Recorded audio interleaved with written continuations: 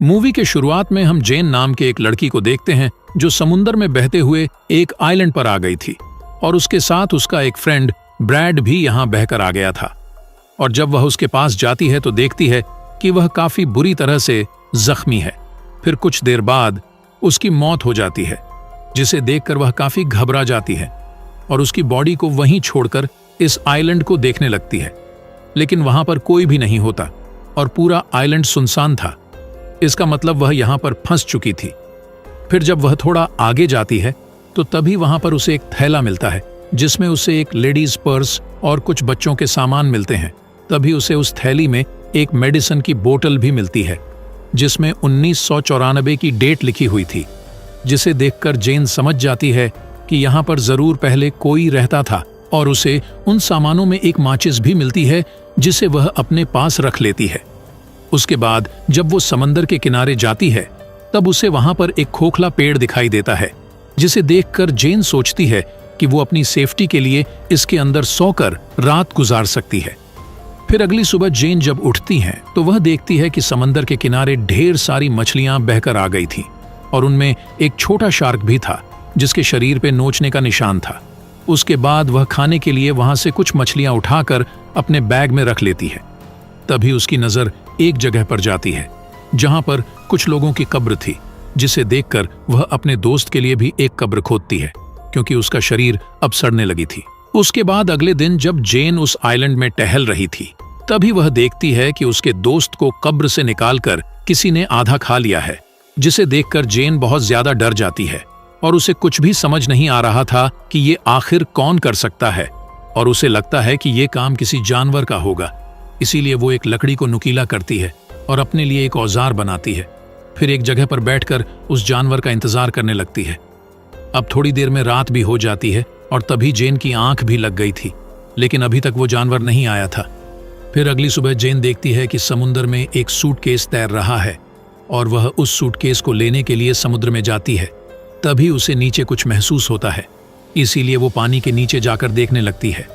तभी उसे वहां पर एक गहरा काला होल दिखाई देता है, जिसे देखकर वो चौंक जाती है। इसीलिए वो तुरंत सूटकेस को लेकर पानी से बाहर आइलैंड में आ जाती है। जिसके बाद वो सूटकेस को खोलकर चेक करने लगती है, जिसके अंदर उसे एक जूता और कुछ कपड़े मिलते हैं जिसे वह पहन लेती है। अब रात को जेन वो सामान चेक करने लगती है। तभी उसे उस बॉक्स में कुछ फोटोज दिखाई देते हैं जिसे वो गौर से देखने लगती है। तभी उसे पता चलता है कि एक फैमिली यहाँ पर हॉलिडे मनाने के लिए आई थी, जिनमें एक कपल और उनके 2 बच्चे थे। तभी आइलैंड के ऊपर से एक प्लेन गुजरता है, जिसे देखकर जेन तुरंत एक फ्लेयर गन चलाती है, लेकिन इसका कोई फायदा नहीं होता क्योंकि वो प्लेन तब तक जा चुका था। पर जब वह फ्लेयर बुलेट नीचे आती है तभी उसके रोशनी में एक अजीब सा मॉन्स्टर दिखाई देता है, जिसे देखकर वह काफी घबरा जाती है और आइलैंड के जंगल की तरफ भागने लगती है और वहां एक जगह पर जाकर छुप जाती है। तभी वह मॉन्स्टर वहां आकर उसे ढूंढने लगता है, लेकिन जेन उसे नहीं मिलता है, इसीलिए वह वहां से चला जाता है। फिर अगली सुबह जेन दोबारा से उन्हीं फोटोज को देखती है। तभी वो एक फोटो के पीछे 2 चमकती हुई आंखों को नोटिस करती है, जिससे वो समझ जाती है कि ये वही मॉन्स्टर है जिसे उसने कल देखा था और शायद उसी ने इस फैमिली को मारा होगा।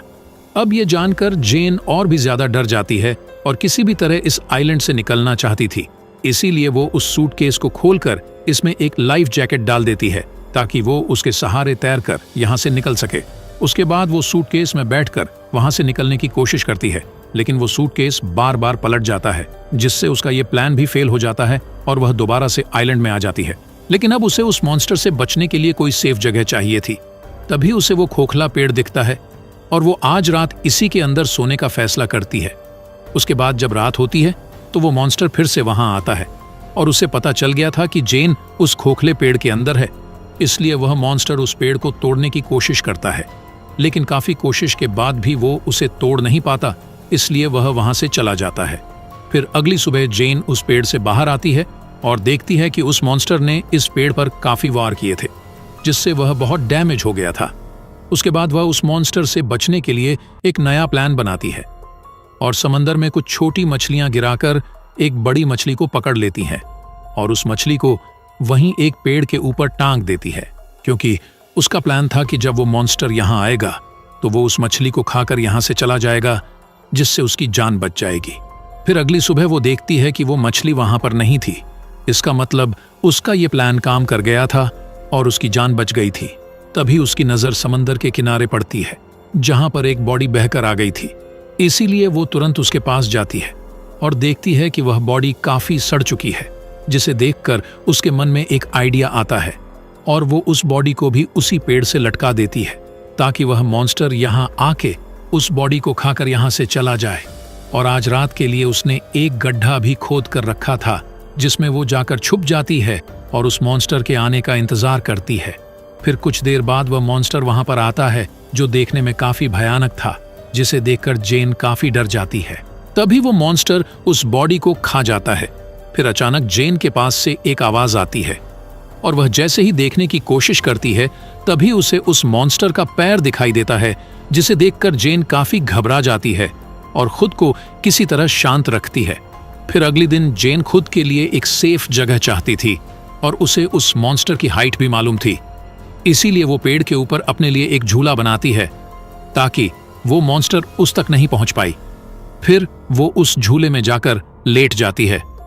उसके बाद जब रात होती है, तब वो मॉन्स्टर फिर से यहां पर आता है और उसको जेन के बारे में पता चल जाता है। इसीलिए वो झूले वाले पेड़ को जोर जोर से हिलाने लगता है, जिससे वह झूला टूट जाता है और जेन नीचे गिर जाती है। तब वह मॉन्स्टर जेन पर अटैक कर देता है, जिससे जेन अपनी जान बचाकर वहां से भागने लगती है। तभी हम देखते हैं कि वह मॉन्स्टर पानी में तेजी से दौड़ते हुए उस तक पहुंच जाता है, लेकिन जेन उस लकड़ी के औजार को उस मॉन्स्टर के पेट में घुसा देती है, पर वो मॉन्स्टर जेन को उठाकर दूर फेंक देता है। अब जेन खुद को किसी तरह संभालती है और देखती है कि वो मॉन्स्टर अब वहां से चला गया है। उसके बाद वो पानी से बाहर निकलकर एक पेड़ पे जाकर चढ़ जाती है। फिर अगले दिन जेन देखती है कि उसका पैर काफी जख्मी हो चुका है और वह खुद को साफ करने के लिए समंदर में जाकर नहाने लगती है। फिर कुछ देर बाद उसकी नजर एक राफ्ट पर पड़ती है, जिसमें उसके दो दोस्त थे, जो किसी तरह सरवाइव करके वहां आ रहे थे, और उन दोनों का नाम लूकस और मिया होता है। तब उन्हें देखकर जेन काफी खुश होती है। उसके बाद वो जेन के पास जाते हैं। फिर जेन उन्हें खाने के लिए कुछ मछलियां और कोल्ड ड्रिंक्स देती है। तभी जैन उन्हें उस मॉन्स्टर के बारे में बताती है। वह कहती है कि हमें जल्द से जल्द इस आइलैंड से निकलना होगा, क्योंकि वो भी यहाँ 7 दिनों से फंसी हुई है। लेकिन लूकस और मिया को उसकी बात पर यकीन नहीं करते। उन्हें लगता है कि वह बस एक झूठी कहानी बना रही है, और वह दोनों उसे बताते हैं कि हम 5 दिनों से समुद्र में भटक रहे थे और अब जाके हमें ये आइलैंड मिला है, इसीलिए हम यहाँ से नहीं जाना चाहते हैं। तभी जेन उन्हें वह फोटोज भी दिखाती है, जिसमें मॉन्स्टर की आंखें साफ साफ दिखाई दे रही थीं, लेकिन फिर भी वह दोनों यहाँ से नहीं जाना चाहते थे, जिससे जेन समझ जाती है कि वह दोनों उसके बात नहीं मानेंगे। इसलिए वह चुपके से उनकी राफ्ट लेकर वहां से भागने की कोशिश करती है, लेकिन तभी वो दोनों उसे पकड़ लेते हैं और मिया उस पर अटैक कर देती है, जिससे वह बेहोश हो जाती है। उसके बाद रात में जब उसे होश आता है, तब वो खुद को बंधा हुआ पाती है। तभी वो लूकस को समझाते हुए उसे खोलने का कहती है, लेकिन वो दोनों उसकी एक भी नहीं सुनते। उसके बाद मिया उस आइलैंड में टहलने के लिए जाती है और लूकस वहीं जेन के पास रुकता है। फिर वही मिया जब घूम रही होती है, तभी वह मॉन्स्टर पानी से निकालकर उस पर हमला कर देता है। तब उसके चिल्लाने की आवाज सुनकर लूकस तुरंत वहां पर जाता है, लेकिन तब तक वो मॉन्स्टर मिया को पानी के अंदर खींच लेता है और मार डालता है। तब ये देखकर लूकस बहुत ज्यादा डर जाता है और जाकर एक पेड़ के ऊपर चढ़ जाता है। फिर सुबह हो जाती है, लेकिन लूकास अभी भी पेड़ से नहीं उतरता, जिसे देखकर जेन उसे समझाती है कि वह मॉन्स्टर दिन में हमला नहीं करता। अब लूकास जेन की बातों पर यकीन करने लगा था, इसलिए वो पेड़ से नीचे उतरता है। उसके बाद जेन लूकास से कहती है कि हमें जल्द से जल्द इस आइलैंड से बाहर निकलना होगा। अब लूक्स भी यहां से जाने के लिए तैयार हो जाता है, जिसके बाद वो दोनों खाने के लिए कुछ मछलियां और नारियल ले लेते हैं और साथ ही उन सामानों को भी ले लेते हैं जिससे वो समुद्र में सरवाइव कर सके। लेकिन लूकस अभी भी बहुत डरा हुआ था। तब ये देखकर जेन उसे समझाती है कि वो मॉन्स्टर सिर्फ रात में ही हमला करता है और रात होने से पहले ही हम इस आइलैंड से बहुत दूर निकल जाएंगे। उसके बाद वो दोनों उस राफ्ट में बैठकर वहां से जाने लगते हैं, लेकिन कुछ देर बाद लूकस को पानी में वही मॉन्स्टर दिखाई देता है, जिसे देखकर वो दोनों काफी घबरा जाते हैं और उस राफ्ट को चारों तरफ से बंद कर लेते हैं। लेकिन तभी वह मॉन्स्टर उनके राफ्ट में घुसकर उन पर अटैक कर देता है, जिसे देखकर लूकस उस पर फ्लेयर गन चलाता है, लेकिन वो मॉन्स्टर जेन को पकड़कर अपने साथ ले जाता है। तभी जेन अपने पास रखे एक चाकू से उस मॉन्स्टर पर कई बार अटैक करती है और तभी लूकस भी जेन को बचाने के लिए पानी में आ जाता है। ये देखकर वो मॉन्स्टर जेन को छोड़ देता है और लूकस को पकड़कर उस बड़े होल के अंदर चला जाता है, जिसके बाद जेन किसी तरह तैरकर फिर से उसी आइलैंड में आ जाती है। अब लूकास के मरने पर जेन को काफी गुस्सा आता है, इसीलिए वह उस मॉन्स्टर का सामना करने का फैसला करती है। उसके बाद वह वहां पर पड़ी बहुत सारी लकड़ियों को नुकीला करती है, लेकिन वो हथियार उसे कम नुकीले लगते हैं, इसीलिए वो अपने दोस्त के कंकाल को खोदकर निकालती है और उससे काफी नुकीले हथियार बनाती है। उसके बाद वह कुछ लकड़ियां और सूखी झाड़ियों को इकट्ठा करती है, क्योंकि वह उसे जलाना चाहती थी। फिर कुछ देर बाद रात हो जाती है और तभी वहां पर वो मॉन्स्टर आ जाता है, जिसे देखकर जेन झाड़ियों में आग लगा देती है और वो मॉन्स्टर आग में फंस जाता है। तभी जेन अपनी बनाई हुई नुकीले हथियारों से मॉन्स्टर पर हमला करती है, जिससे अब वो मॉन्स्टर काफी घायल हो जाता है। लेकिन तभी वह मॉन्स्टर उसे पकड़ लेता है, पर जेन उस पर हमला करके वहां से भागने लगती है।